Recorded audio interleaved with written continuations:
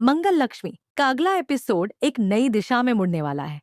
ये शो जो अब तक दर्शकों के दिलों में अपनी जगह बना चुका है, अब एक और मोड़ लेने जा रहा है।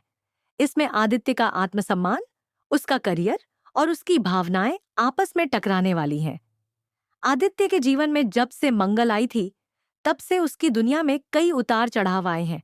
लेकिन अब आदित्य के सामने एक ऐसा चुनाव आ खड़ा हुआ है जो उसकी जिंदगी को पूरी तरह बदलने वाला है। यह चुनाव केवल आदित्य के करियर से जुड़ा नहीं है, बल्कि उसकी आत्मसम्मान और एक पुराने रिश्ते के पुनर्निर्माण से भी जुड़ा हुआ है। आदित्य ने कभी सोचा नहीं था कि वह उस स्थिति में होगा जहां उसे अपने आत्मसम्मान और करियर के बीच एक बड़ा चुनाव करना पड़ेगा।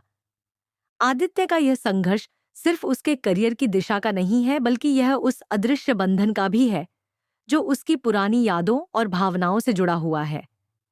आदित्य का जीवन अब एक ऐसे मोड़ पर आ गया है जहां उसे यह तय करना है कि क्या वह एक ऐसे करियर को अपनाएगा जो उसे मंगल के एहसान तले दबा कर रखेगा, या फिर वह अपनी आत्मसम्मान और अपनी स्वतंत्रता को प्राथमिकता देगा।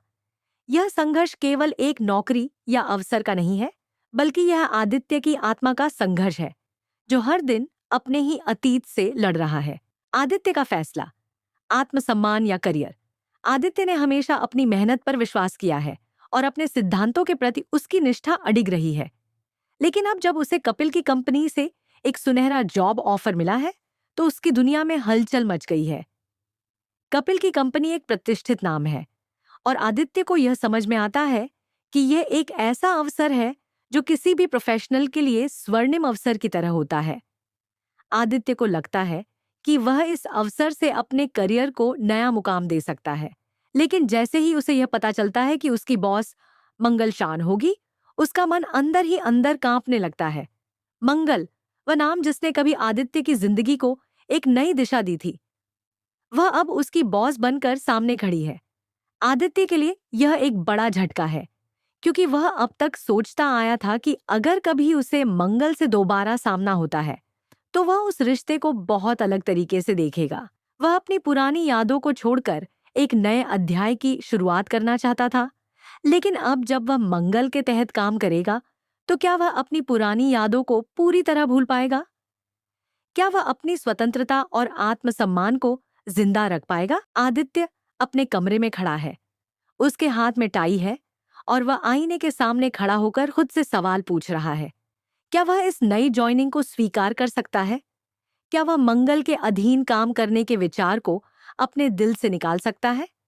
क्या वह अपनी आत्मसम्मान की कीमत पर इस जॉब को स्वीकार कर सकता है?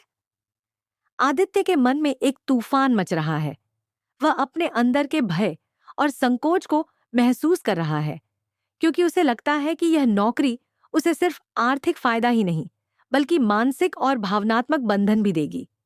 आदित्य अपनी टाई को बांधने की कोशिश करता है, लेकिन उसे ऐसा महसूस होता है कि हर बार टाई की गांठ में जैसे कोई ना कोई उलझन है।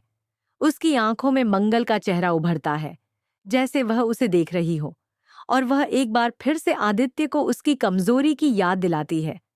वह उसे कहती है, क्या हुआ आदित्य? टाई बांधना भूल गए या फिर तुम मुझे देखकर डर गए हो? आदित्य के अंदर एक गुस्से का ज्वालामुखी फट पड़ता है और वह सोचता है, कभी भी मंगल के एहसान तले नहीं दबूंगा। वह खुद से यह कहता है कि वह अपने आत्मसम्मान को बचाने के लिए किसी भी कीमत पर यह नौकरी नहीं करेगा। आदित्य को लगता है कि यह नौकरी एक शिकार है, एक जाल है जिससे वह कभी मुक्त नहीं हो सकेगा। यह एहसान के रूप में उसे हमेशा मंगल के अधीन कर देगा। वह अपने आत्मसम्मान के साथ कोई समझौता नहीं कर सकता। आदित्य ने एक दृढ़ निर्णय लिया और उसी क्षण उसने कपिल को फोन किया। उसका संदेश साफ था, मैं यह जॉब नहीं करूंगा। कपिल चौंकते हुए उसे समझाने की कोशिश करता है। आदित्य, तुम यह नौकरी छोड़ रहे हो? यह एक बड़ी कंपनी है। तुम सोच रहे हो ना कि यह तुम्हारे करियर के लिए कितनी बड़ी बात हो सकती है। लेकिन आदित्य ने उसकी बातों को सुना और कहा, यह जॉब मेरे लिए नहीं है। आत्मसम्मान से बड़ा कुछ नहीं है। कपिल को समझ में नहीं आता, लेकिन आदित्य का निर्णय मजबूत था। इस फैसले ने आदित्य को मानसिक रूप से हल्का महसूस कराया, लेकिन उसे यह भी पता था कि अब उसके सामने एक नई चुनौती आ रही थी।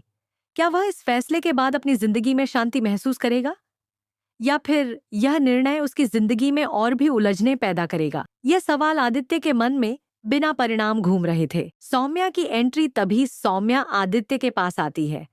सौम्या उसकी सबसे करीबी दोस्त है, जो हमेशा आदित्य के फैसलों को समझती है। सौम्या को देखकर आदित्य के चेहरे पर एक हल्की मुस्कान आ जाती है।